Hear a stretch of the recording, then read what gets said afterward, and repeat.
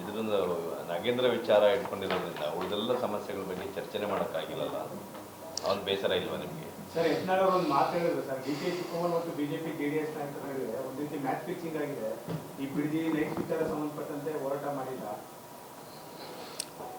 ಕಳೆದ 10 ಅಧಿವೇಶನದಲ್ಲಿ ರೈತರದು 10 ಸರಿ ಹೋರಾಟ ಮಾಡಿದ್ದೀರಿ, ವಿಧಾನಸಭೆ ಒಳಗಡೆನೂ ಹೋರಾಟ ಮಾಡಿದ್ದೀರಿ, ಉತ್ತರ ಕರ್ನಾಟಕ ವಿಚಾರವಾಗೂ ಮಾಡಿದ್ದೀರಿ, ಬಿಡದಿ ವಿಚಾರವಾಗಂತೂ ನಾನೇ ಹೋಗಿದ್ದೀನಿ, ಸ್ವತಃ ಹೋಗಿ ನಾನೇ ಬಂದಿದ್ದೀನಿ, ಬರದ ಬಗ್ಗೆ ಹೋರಾಟ ಮಾಡಿದ್ದೀನಿ, ಫ್ಲಡ್ ಬಗ್ಗೆ ಗಂಟೆಗಟ್ಟಲೆ ಮಾತಾಡಿದ್ದೀನಿ.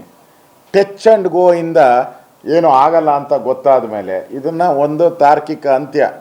ನೀವು ಯಾವಾಗ ಪತ್ರಿಕೆಯಲ್ಲಿ ಮಾಧ್ಯಮದಲ್ಲಿ ಕೆಲವು ಸರಿ ಬರಿತಾ ಇರ್ತೀರ, ತಾರ್ಕಿಕ BJPಯವರು ಬರೋದು ಟಚ್ ಮಾಡ್ತಾರೆ, ವಾಕೌಟ್ ಮಾಡ್ತಾರೆ, ಹಿಂಗೆಲ್ಲ ಬರೀತಾರೆ. ಅದಕ್ಕೆ ಇದು no touch and go, finish ಅಷ್ಟೇ. ಈ ಸರಿ ಮಾಡೇ ಮಾಡ್ತೀನಿ. ನಮ್ಮ ಹೋರಾಟಕ್ಕೆ, BJPಯ ಹೋರಾಟಕ್ಕೆ ಬೆಲೆ ಸಿಗುತ್ತೆ ಅನ್ನೋ ವಿಶ್ವಾಸ.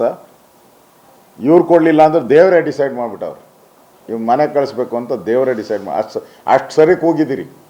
ದೇವ್ರ ಹೆಸರು ಅಷ್ಟು ಸರಿ ಕೂಗಿಲ್ಲ, ಅಷ್ಟು ಸರಿ ವಿಧಾನಸಭೆ ಒಳಗಡೆ ನಮ್ಮ ಎಲ್ಲ ಶಾಸಕರು ಗಂಟ್ಲೆಲ್ಲ ಹೋಗ್ಬಿಟ್ಟಿದೆ, ಅಷ್ಟು ಕೂಗಿದ್ದೀರಿ ನಾವು.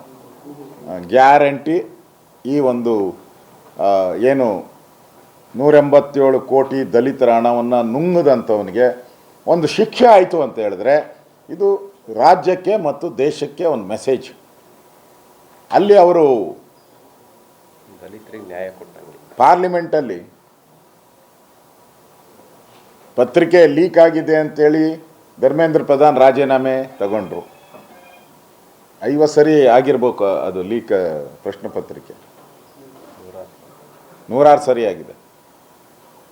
ನಾವು ಇಲ್ಲೂ ಬಿಡಲ್ಲ, ನಾವು ಇಲ್ಲಿ ನಾಗೇಂದ್ರನ ರಾಜೀನಾಮೆ ತಗೊಳೋದು ಶತಸಿದ್ಧ. ಫಿನಿಶ್.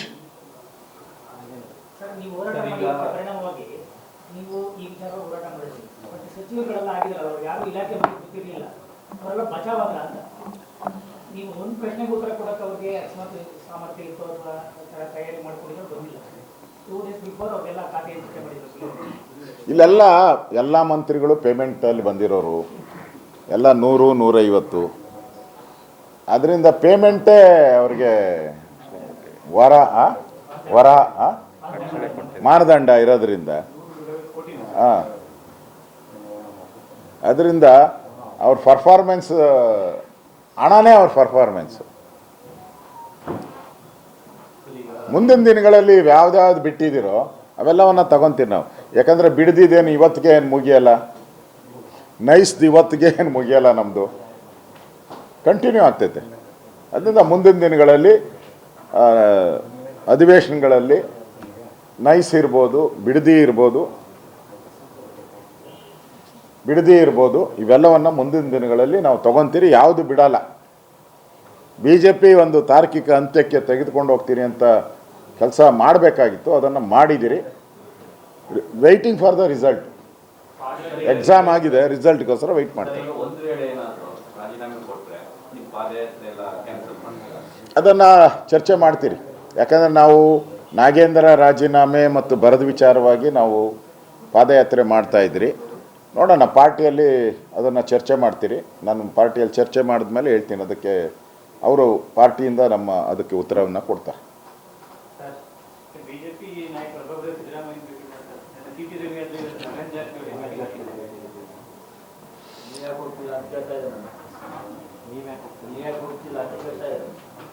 ನನಗೆ ಯಾವುದೇ ಕಾಂಗ್ರೆಸ್ ಅವ್ರ ಜೊತೆ ನನಗೇನು ಆಗಬೇಕಾಗಿದ್ದ ಅವಶ್ಯಕತೆ ಇಲ್ಲ.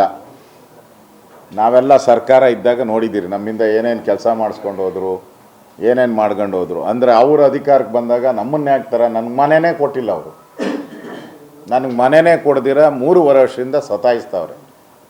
8 ಬಾರಿ ಪತ್ರ ಬರೆದಿದ್ದೀನಿ, 16 ಬಾರಿ ಕೇಳಿದ್ದೀನಿ. ನನ್ನ ಅವರ ಸಂಬಂಧ ಅಳಿಸೋಗಿದೆ, ನನ್ನ ಕಾಂಗ್ರೆಸ್ಸಿನ ಸಂಬಂಧ ಅಳಿಸೋಗಿದೆ. ಅದರಿಂದ ಅವ್ರ ಮನೆ ಕೊಡೋದು ಬೇಡ, ನಾನು ತಗೊಳೋದು ಬೇಡ, ಅವ್ರ ಹಂಗಲ್ಲೂ ಇರೋಲ್ಲ ನಾನು. ಅಲ್ಲ ಸರ್, ಬಹಳಷ್ಟು ಕಾಂಗ್ರೆಸ್ ಮತ್ತು BJP MLAಗಳಿಗೆ ಸಿದ್ದರಾಮಯ್ಯ ಬೆಂಬಲ ಬೇಕು ಅಂತ ಅನಿಸಿರ್ಬೇಕು. ಆ ಕಾರಣಗಳ ಅದು ಅವರವರ ವೈಯಕ್ತಿಕ, ಅದು ಅವರವರ ವೈಯಕ್ತಿಕ. ನಾನು ಆ ವೈಯಕ್ತಿಕ ವಿಚಾರಕ್ಕೆ ನಾನು ಎಂಟ್ರಿ ಆಗಲ್ಲ. ನನಗೆ ಯಾವುದೇ ಕಾಂಗ್ರೆಸ್ಸಿನ ನಾಯಕರ ಅವಶ್ಯಕತೆ ನನಗಿಲ್ಲ. My god is Atal Bihari Vajpayee, my god is BJP, my god is ಕಮಲ. ಅಷ್ಟೇ. ಭಾರತ್ ಮಾತಾ ಕಿ ಜೈ.